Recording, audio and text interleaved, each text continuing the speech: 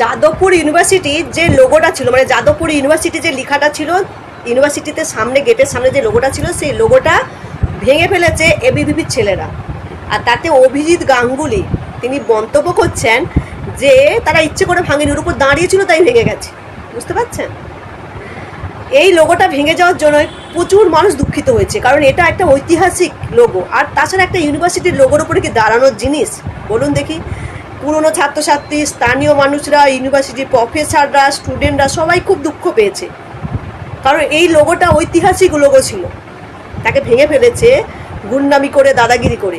আর অভিজিৎ গাঙ্গুলি তিনি একজন উকিল ছিল, তিনি জাজ ছিল, বর্তমানে তিনি বিজেপি বিধায়ক, তিনি এই কথাটা বলছেন। তবে সবাইকে বলবো, উনাকে এই উকিল যার আগে কি ছিল সেটা নিয়ে বিচার করবে না। উনি যে কথাটা বলছে, বিজেপি বিধায়ক হিসেবে উনি কথা বলছে, অতএব উনার কথার দামটা বিজেপি বিধায়ক হিসেবে দেবেন, কারণ উনি এখন তো বিজেপির বিধায়ক, তাই উনার মুখে এই কথাটাই মানা। প্রথমে মারা হয়েছিল, সেই জন্য এবিভিপি সমর্থকরা গেট ভেঙে ঢুকেছে। গেট তো ভাঙেনি, আর এরা যারা বলছেন যে ওই লোগোটা ভেঙে দিয়েছে, ওটা কেউ ইচ্ছে করে ভাঙেনি, ওটা পা দিয়ে উঠতে গেছে তখন ওটা ভেঙে পড়ে গেছে। ওটা নিয়ে ধ্বংস করে ফেলেছে বা কিছু এরকম ব্যাপার নয়, ওটা গোটা আছে, ওটা লাগিয়ে দিলেই হবে অ্যাডহেসিভ দিয়ে, খুব দামি খুব ভালো অ্যাডহেসিভ দিয়ে লাগিয়ে দিলেই ওটা হবে, ঠিক আছে? দেখুন, জুতো পরে দাঁড়িয়ে যাও, কেউ ইচ্ছে করে জুতো পরে দাঁড়িয়ে যাবে না।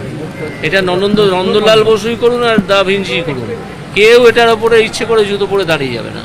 তারা যখন ঢুকতে গেছে তখন ওটা হয়তো পায়ে লেগেছে, ঠিক আছে?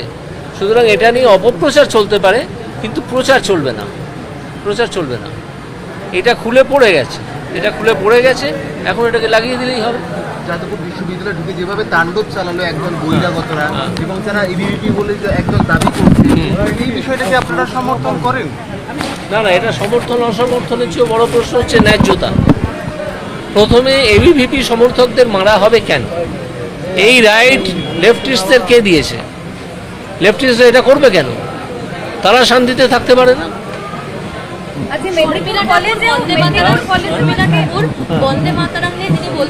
না, উনি সাজেশন দিতে চান। আমি এইমাত্র বলেছি যে সাজেশন যে কেউ দিতে পারে, যে কোনো মানুষ সাজেশন দিতে পারে, সেটা কথা নয়। কিন্তু যদি কেউ বলেন, কংগ্রেস যেরকম বলেছে যে আমরা সেকেন্ড প্যারাগ্রাফের পরে আর সেকেন্ড স্ট্যান্ডার পরে আর গাইব না, তাহলে সেটা দেশ বিরোধী। একটা ডিসিশন তো হয়েছে যে পুরোটা গাইতে হবে, তারা কীভাবে এই সিদ্ধান্ত নেয় যে আমরা সেকেন্ড স্ট্যান্ডার পরে আর গাইব না? মেদিনীপুর কলেজেও আজকে ঝামেলা চলছে, এবিভিপি বনাম এসএফআই, এই যে সমস্ত কলেজে এই ধরনের অশান্তি। না, এই যদি এবিভিপিকে যদি অকারণ উত্তক্ত করা হয়, তাহলে এবিভিপি তো নিজের রাস্তা নিজে দেখবে, এ বিষয়ে অন্য কিছু বলার নেই।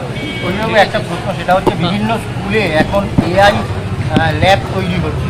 এর আগে বামেদের সময় দেখতে পাওয়া গেছিল যে শিক্ষাটাকে প্রায় শেষের দিকে নিয়ে চলে যাওয়া হয়েছিল, এবং তারপর কেন বামেদের তৃণমূলের আমাদের ধ্বংস করা হয়েছে দুর্নীতি কার্যত শিক্ষাক্ষেত্রে।